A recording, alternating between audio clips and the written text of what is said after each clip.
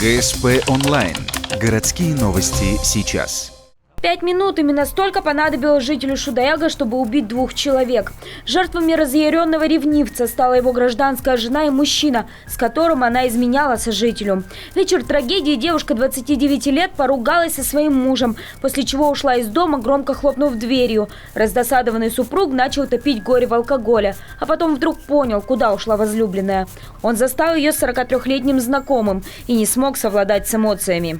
Нанес более 10 ударов. Повреждения головного мозга были ушибы, соответственно, мягких тканей головного мозга.